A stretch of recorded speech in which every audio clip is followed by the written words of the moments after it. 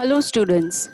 So in our previous video we learned about the phase rule, and specifically we talked about the phase rule of the water system, which is actually an example of one component system, right?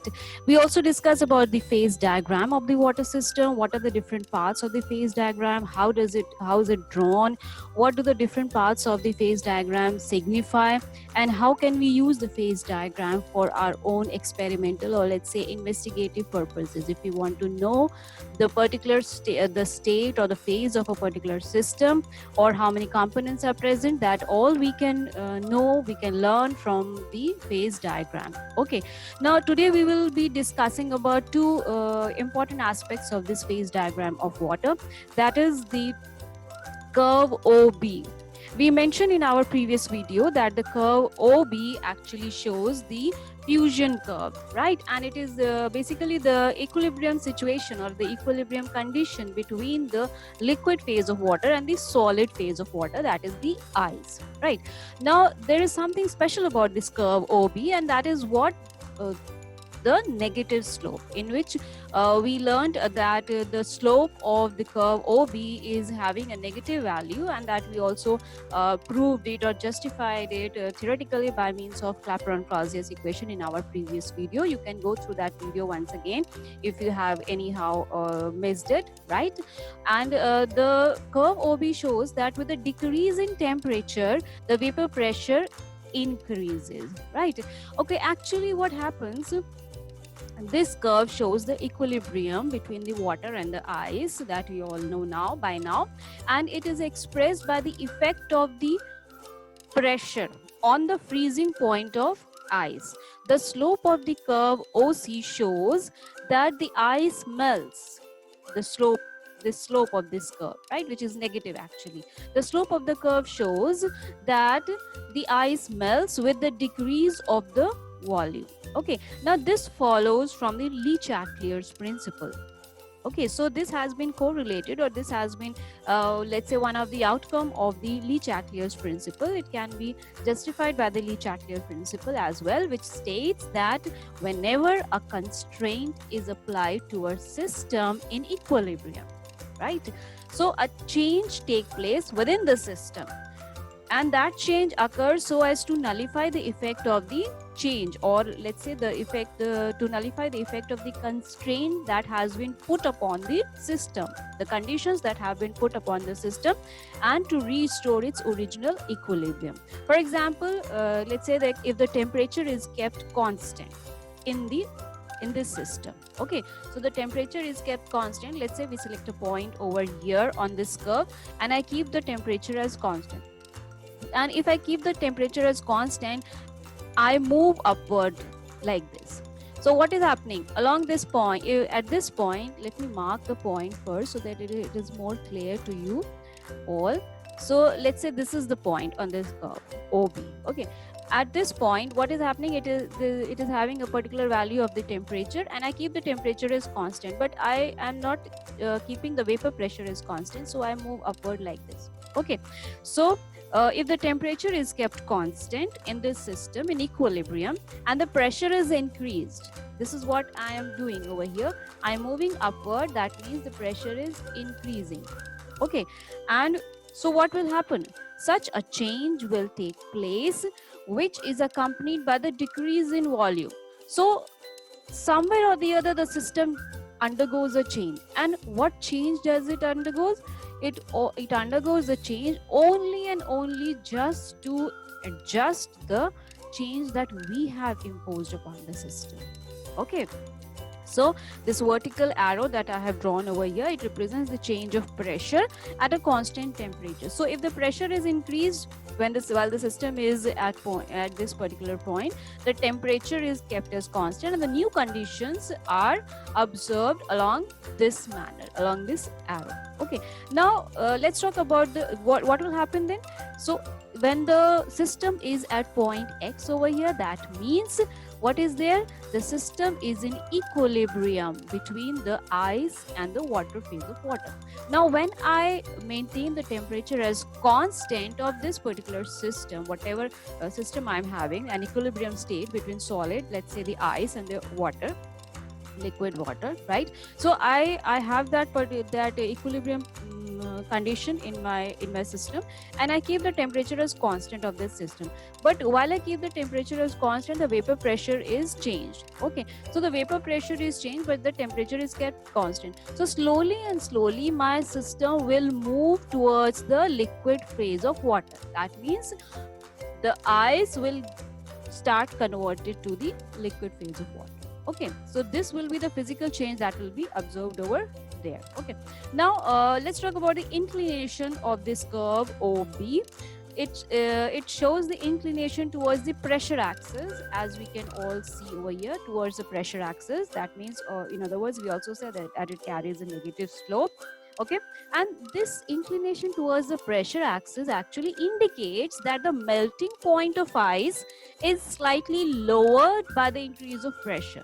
So the more the pressure is increased, the lesser the temperature it holds. Okay, so in other words, if you talk about ice, then how do you justify it? It indicates that the melting point of ice is lowered by the increase of pressure. This is also a consequence of the Le Chatelier's principle, according to which an increase in the pressure on the ice water equilibrium, which is existing on this along this curve OB, okay, and that will cause a shift in such a direction that there is a decrease in volume.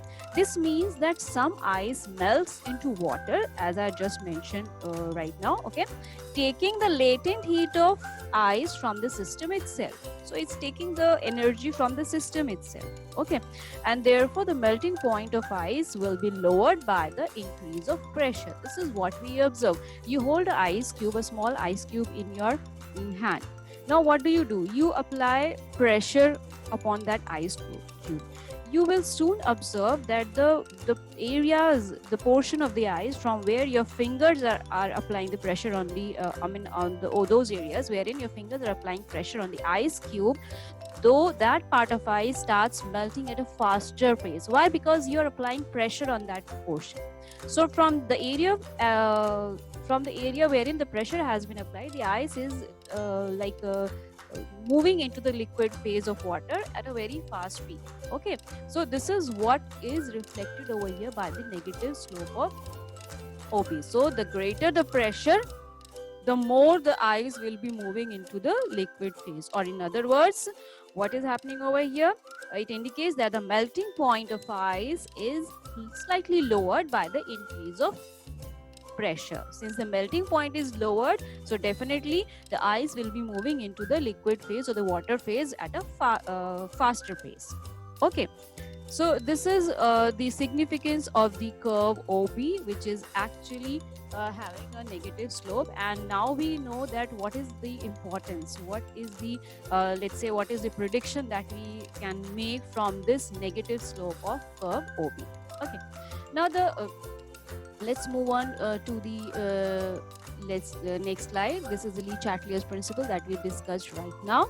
Okay, now the different parts of the phase diagram that we learned in our previous video, they were the curves, the areas, and the points. As you can all recall, the curves, they include the sublimation curve, the vapor pressure curve, the fusion curve. These are the three major curves that are separating the three distinct areas. Okay, and of course the metastable curve OC dash. Okay, as far as areas are concerned, we definitely discussed about the solid, liquid, and vapor phases, the pure phases of the water system over here in our previous video. Okay, and yes, of course, the point that is important over here is the triple point represented by O over here in the figure. Let's talk about this point in detail now. The point, that is the triple point, which is represented by the O over here. Now you see that this is the point wherein it has been found experimentally that the curves OA, the curve OC, and the curve OB, all the three curves, they meet at a single point that is represented by O over here, and we call this point as a triple point. Okay, so this is called as a triple point, and it is the point where the ice, look at this portion of the graph. Okay, the ice the water and the vapor, they coexist. Okay, so up till here the ice is existing, up till here the water is existing, and up till here the vapor is existing. So this is a point, an interesting point, wherein you can see, you can find, you can feel the presence of all the three phases simultaneously. Coexistence is there. Okay, since this is a point, only one set of conditions is possible for the three phases to exist together. Okay, and what was that condition? If you remember, the temperature of 0.0098 degrees centigrade. Okay, and a pressure of 0.006 atmosphere, or let's say 4.58 millimeter of mercury approximately. Okay, now this represents the point O, the triple point represents a non-variant system, as we discussed in our previous video also, wherein the degree of freedom came out to be as 0. Okay, and it is unnecessary here to specify whether either the temperature or the pressure under these conditions, because only one possible temperature and one possible pressure will be there to permit, or let's say to make the sufficiency of the existence of all the three phases together in equilibrium. So it is one temperature value and one pressure value which is there, okay, at which all the three phases exist together at equilibrium. So if we try to vary either the temperature or the pressure from the conditions of the triple point that we have mentioned regarding the specific temperature and pressure, so one of the, if we try to change, if we try to vary either the temperature or the pressure conditions, one of the three phases will vanish. So what will we be left with? We'll be left with only two phases, and then one of them will also again vanish, and we'll be left with only three different one phase. Okay, if the temperature is raised at a constant pressure, the ice will melt and the liquid will vaporize, leaving only vapor phase. If the temperature is lowered, then there will be ice. Okay, so what is happening over here? You're lowering the temperature, that means you are changing the temperature of that triple point. You are changing the temperature of 0.0098 degrees centigrade. You are lowering it. You are getting it towards, let's say, 0. So the moment you change the temperature of the triple point system, the very next moment, what will happen?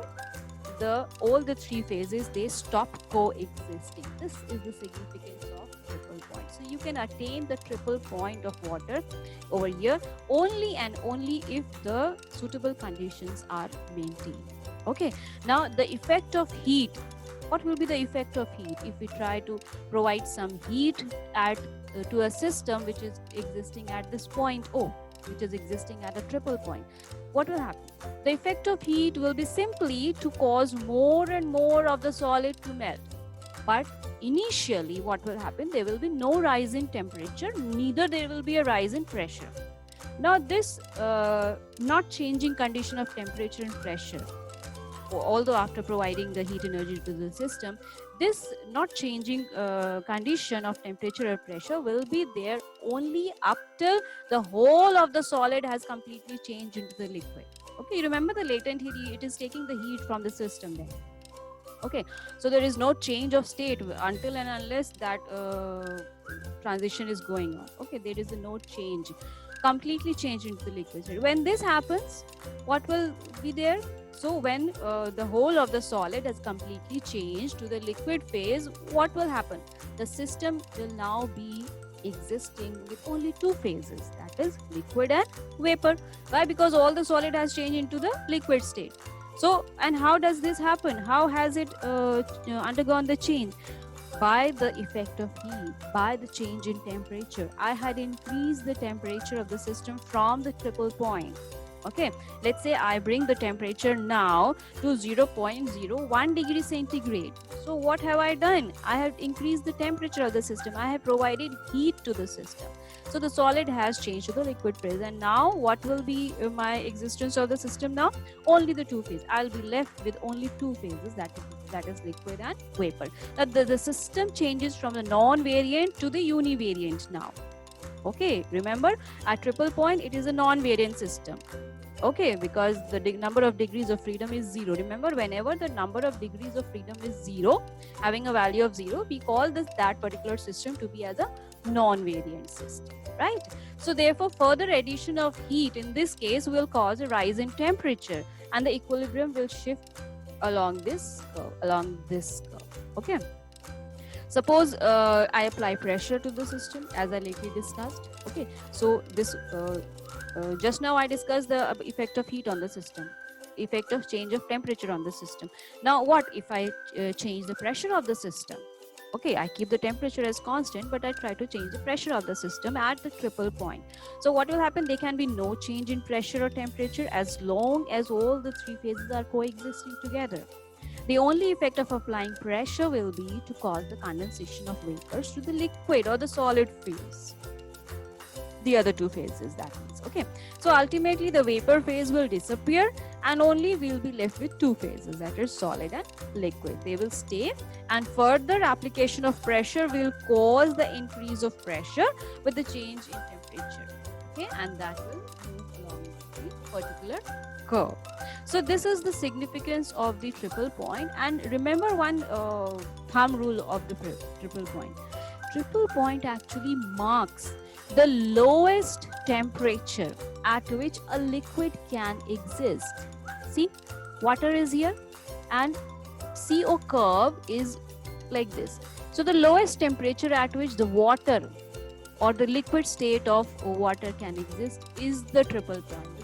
This is a basic concept of the triple point of water. Okay, so this is the significance of triple point, and often short note is asked on the triple point as far as your explanatory answers are concerned. Okay, so don't miss this triple point. It's very important. You know that all the three phases exist together, and this is practically we can also attain this system in nature.